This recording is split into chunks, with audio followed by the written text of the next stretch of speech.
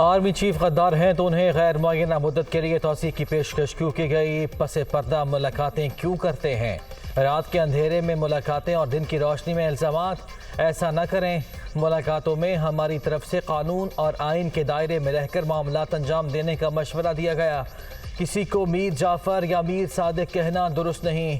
D G I S I lieutenant general Nadeem Ahmed Anjum کی news conference.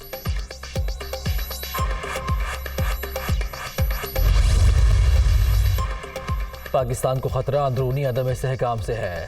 چور دروازے اور غیر قانونی طریقہ استعمال کریں تو انتشار پھیلتا ہے۔ نفرت اور تقسیم کی سیاست بھی خطرناک۔ ماضی میں اسی نفرت کی وجہ سے ملک دو ٹکڑے ہوا۔ سیاست سے باہر نکلنے کا فیصلہ صرف آرمی چیف کا نہیں، پورے ادارے کا تھا۔ ڈی جی آئی ایس آئی کی میڈیا بریفنگ۔ ارشد شریف کو پاکستان میں تھریٹ نہیں تھا۔ حکومت کی اسٹیبلشمنٹ چاہتی تو کیا وہ ملک چھوڑ کر جا سکتے تھے؟ ان کا ہمارے ادارے سے رابطہ تھا۔ واپسی کی خواہش کا اظہار بھی کیا گیا۔ کینیا کے سرکاری موقف سے مطمئن نہیں۔ تحقیقاتی فورم سے آئی ایس آئی کے رکن کو دانستہ نکالا تاکہ شفاف تحقیقات پر انگلی نہ اٹھے۔ آپ ہمارا محاسبہ کریں، تنقید کریں، لیکن الزام تراشی نہ کریں۔ ڈی جی آئی ایس آئی کی بریفنگ۔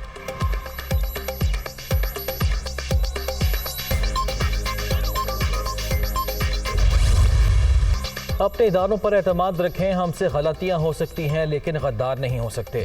ارشد شریف کی زندگی کو پاکستان میں کوئی خطرہ نہیں تھا۔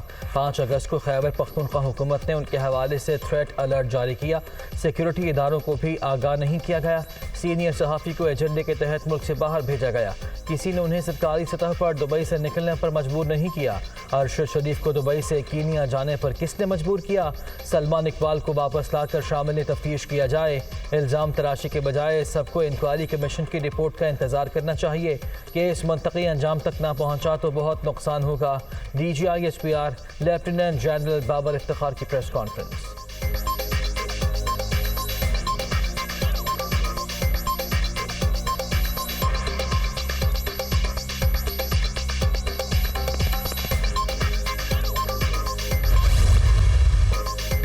27 ستمبر کے جلسے میں سائفر کا ڈرامہ حیران کن تھا۔ اس کا حقیقت سے کوئی تعلق نہیں۔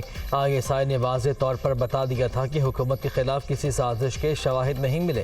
تحقیقات سامنے لانا چاہتے تھے لیکن اس وقت کی حکومت نے ایسا نہیں کیا اور مخصوص بیانیہ اپنا لیا۔ پاکستانی سفیر کی رائے کو سیاست کے لیے استعمال کیا گیا۔ پاک فوج سے سیاسی مداخلت کی توقع اور قوم اور ادارے کے درمیان خلیج پیدا کرنے کی کوشش بھی کی گئی۔ احتجاج سب کا حق ہے لیکن کسی کو ملک میں عدم استحکام کی اجازت نہیں دیں گے۔ D G I S P R کی میڈیا بریفنگ۔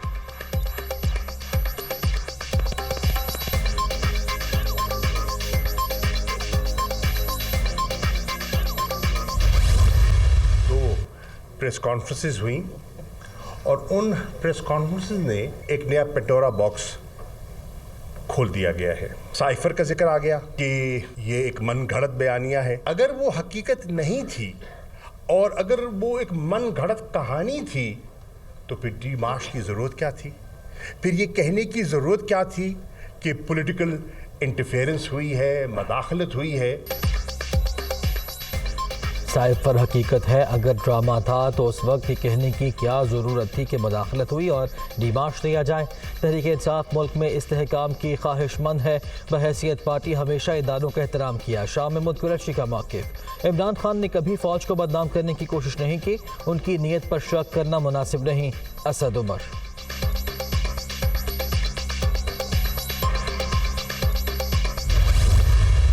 فاحش غلطیاں ہوئی، یہ لفظ استعمال کیا۔ یہ پریس کانفرنس جو ہے انہوں نے وفاقی حکومت کو اعتماد میں لے کے کی ہے۔ شہداء کے خون کی جو سرخ لکیر ہے اس کو کراس کرنے کی کسی کو اجازت دی جاتی ہے۔ وہ بڑا ٹرینڈ چلاتے ہیں، فلانی چیز جو ہے ریڈ لائن ہے، فلانی چیز ریڈ لائن ہے۔ ایک ہی ریڈ لائن ہے آئین و قانون جو ہے، اور اس کے بعد جو ہے بلکہ اس سے بھی زیادہ متبرک اور مقدس جو ہے وہ شہداء کا خون ہے۔ ماضی میں ہم سے بھی غلطیاں ہوئیں۔ ادارے نے پریس کانفرنس وفاقی حکومت کو اعتماد میں لے کر کی۔ یہ بات پوری ذمہ داری سے کہی کہ سیاست سے رابطہ منقطع کر لیا ہے۔ پاک فوج پاکستان اور اس سرزمین کی ہے۔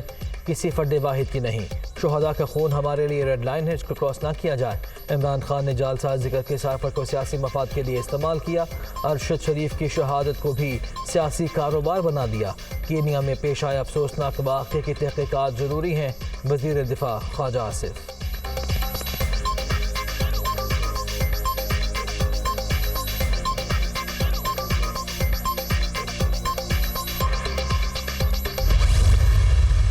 نیازی کا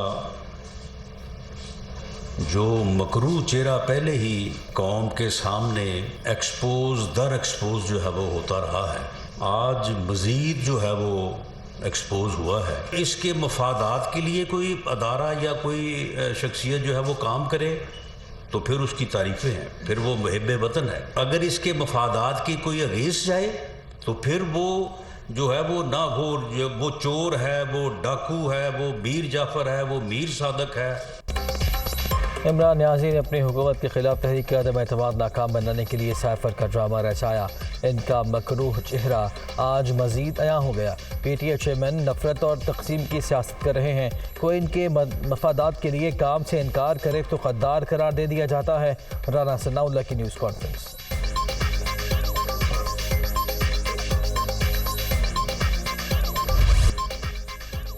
تحریک انصاف کا لانگ مارچ آج شروع ہوگا. شرکاء لبرٹی چوک سے اسلام آباد روانہ ہوں گے.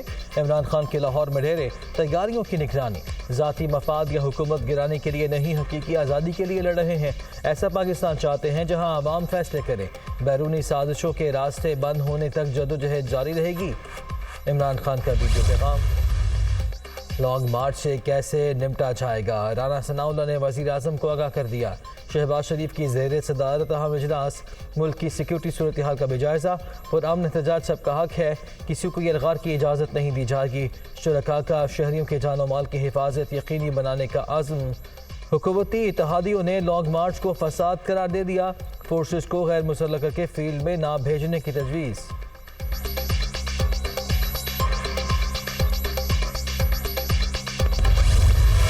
لانگ مارچ سے نمٹنے کی تیاری. اسلام آباد کی سڑکوں پر کنٹینر ہی کنٹینر, داخلی راستوں پر خندقیں کھود دی گئیں. پولیس نے آنسو گیس کے 40,000 شیل منگوا لیے.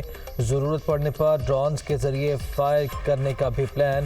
رینجرز اور ایف سی سمیت 24,000 اہلکار تعینات ہوں گے.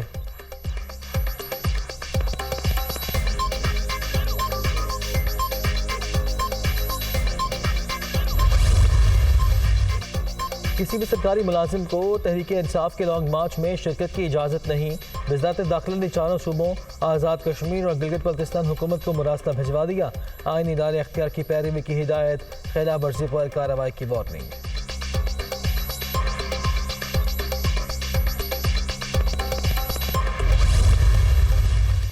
سینئر صحافی ارشد شریف اسلام آباد کے چلابن قبرستان میں سپرد خاک.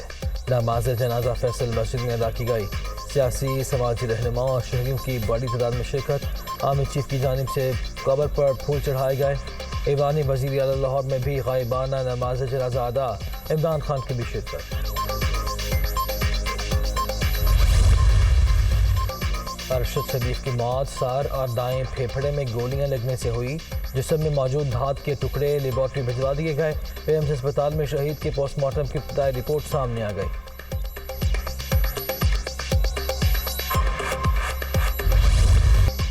بچوں جیسا کھیل. شاہین دوسرے امتحان میں بھی فیل. T20 ورلڈ کپ میں ایک اور اپ سیٹ. قومی ٹیم 131 کے ہدف تک نہ پہنچ سکی.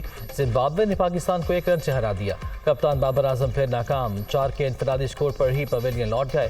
شاداب خان صرف 17, محمد رضوان 14 رنز بنا سکے. گرین شرٹس کی ایونٹ کے سیمی فائنل تک رسائی انتہائی مشکل.